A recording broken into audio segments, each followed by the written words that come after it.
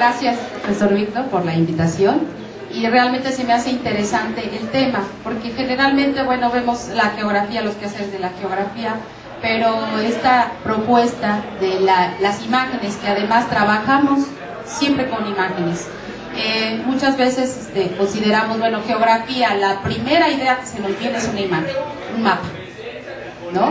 Entonces, bueno, se me hizo interesante y muy acertado. Y más ahora que hay, pues, toda una difusión, una tecnología, una comunicación visual extensa, pues vamos a ver que la geografía también se ha nutrido de toda esta fascinación, pero va perdiendo ciertas cosas también. Y entonces, bueno, es interesante y sí, obviamente la idea me pareció, además, bueno, interesante. Realmente es generalmente lo que siempre manejamos en geografía. Y bien, vamos a comenzar. Como el hombre percibe y representa el espacio, no solo donde habita, sino para ubicarse dentro y fuera de él, para transformarlo, para hacerlo útil, para hacerlo favorable. Reconocerlo es simbolizarlo. Y también una manera de asimilarlo, ¿sí? Y bueno, vamos a ver, en función de la historia, y qué bueno que me tocó aquí con la maestra Karina, una revisión de cómo el hombre se ha representado ese espacio, desde el inicio, y uno podría decir, bueno, en función también de los materiales, pero es una representación a lo que llevamos hoy.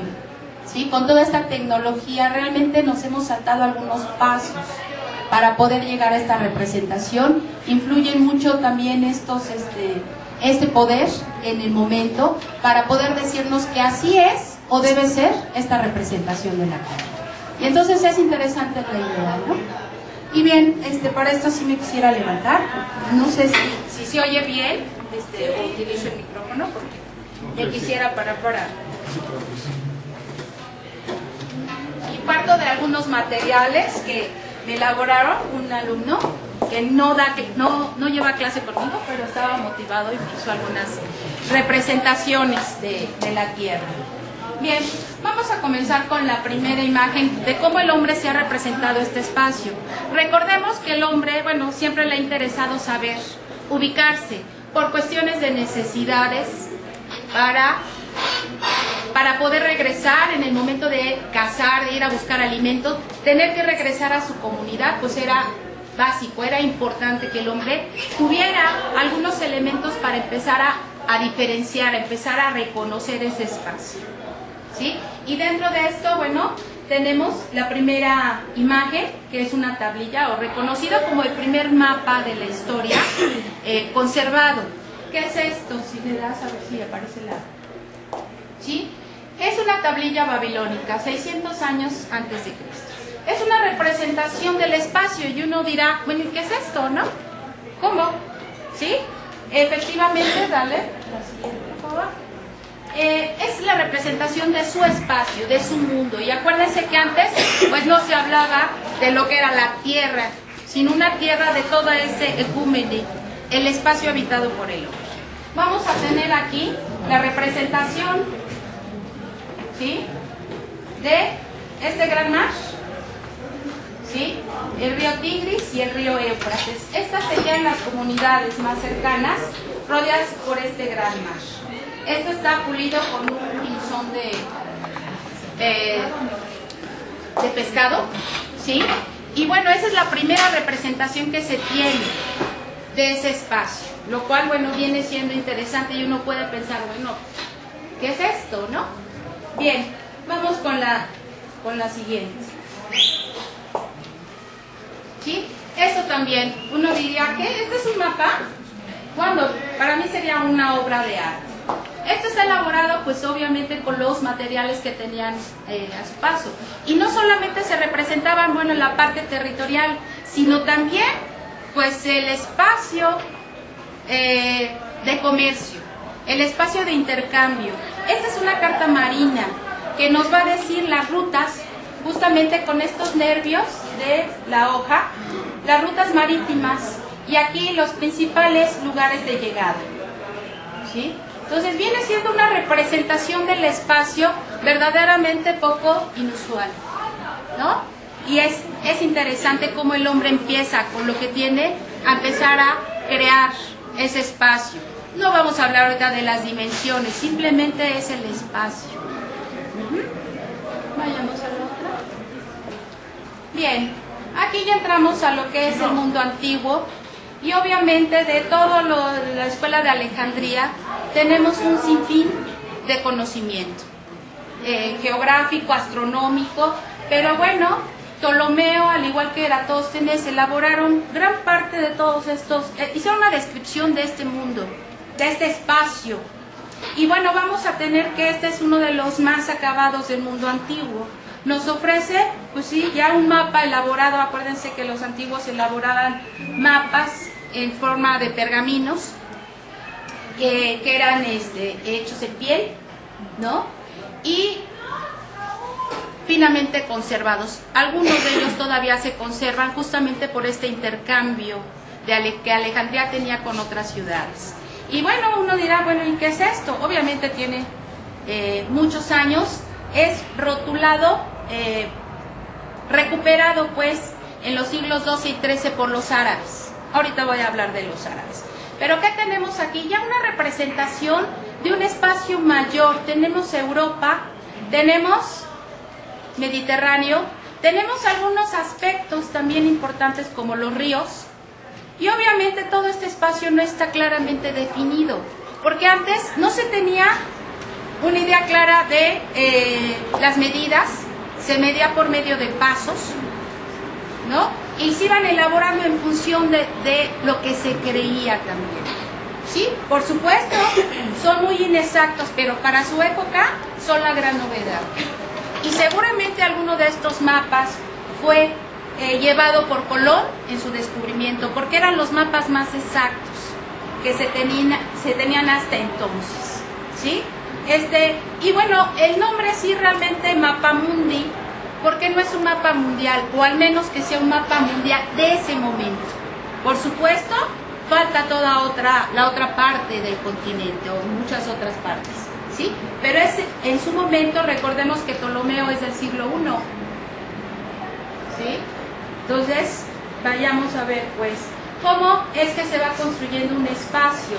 Tenemos aquí dos dimensiones, lo alto y lo largo, que es generalmente lo que va a predominar en gran parte de los siguientes mapas. Y esto nos va a dejar ver, entonces, una idea que tenemos que representarnos, ¿sí? Eso ténganlo así muy en cuenta, porque luego voy a regresar a esta idea, a estas dos dimensiones, nada más. Bien, los mapas portulanos. Esta era una técnica que se empezó a crear en Venecia.